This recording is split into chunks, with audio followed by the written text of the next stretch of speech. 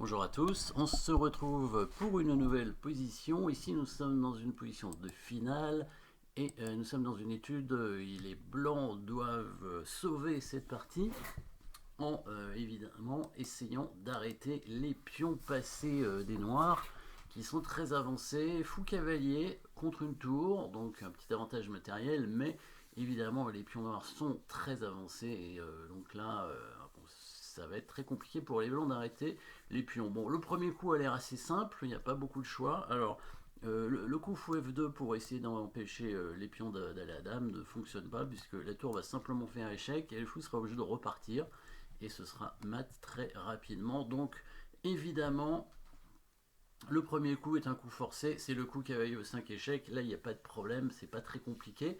Le roi va bouger, forcément, et il va essayer de jouer sur évidemment la case la plus agressive pour lui, parce que s'il revient simplement attaquer le cavalier, le pion va être pris par le cavalier, pardon, et les blancs vont contrôler la case de promotion tranquillement avec leur cavalier.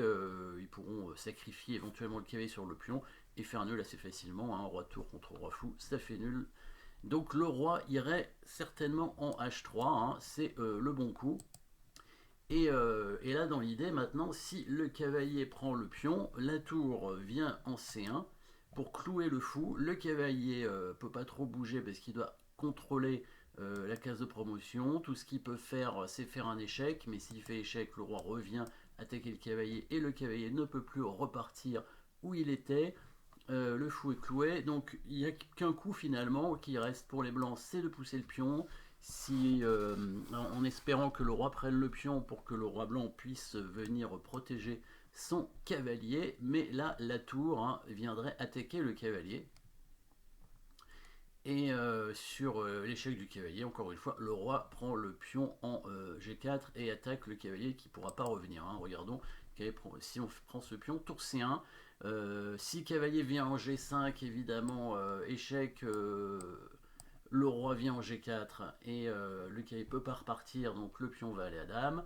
Et le seul coup qui reste pour les blancs, hein, par un autre coup de cavalier qui de toute façon sert à rien, c'est le pion qui avance, mais dans ce cas-là, la tour vient tranquillement attaquer le cavalier. Hein, donc c'est le but des noirs, venir gagner ou chasser ce cavalier pour pouvoir à la dame. Hein, et encore une fois, s'il fait échec, là cette fois, le roi prend le pion et au prochain coup, il fait dame.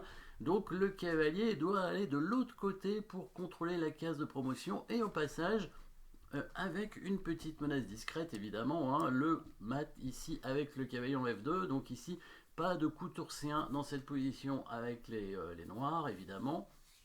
Le roi, bon, il pourrait repartir, mais ce serait qu'une répétition de position. S'il revient en G4, on pourrait simplement refaire cavalier E5 échec. Donc les noirs sont malins, évidemment, et ils vont dévier ce cavalier avec la promotion dame tout de suite.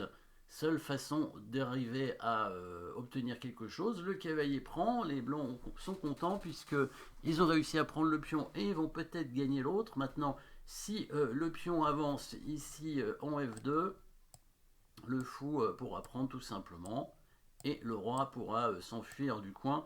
La finale, roi-cavalier contre roi-tour est nulle, hein. Il n'y a pas de problème ici particulier pour faire nul avec les blancs. En plus, bon, bah, il y a encore des pions, hein, mais bon, évidemment, il peut les prendre hein, là, probablement.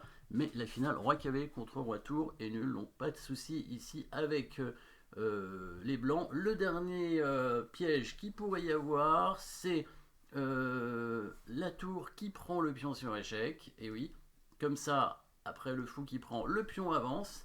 Et là, les noirs vont pouvoir aller à dame. Et bon, la finale dame contre fou cavalier est gagnante, mais surtout ici, c'est que le roi blanc est dans un coin, donc a priori, elle devrait être assez facile à gagner, même si fou cavalier, c'est quand même assez difficile de gagner avec la dame. Mais là, avec le roi dans le coin, déjà, je pense que ça devrait être rapide.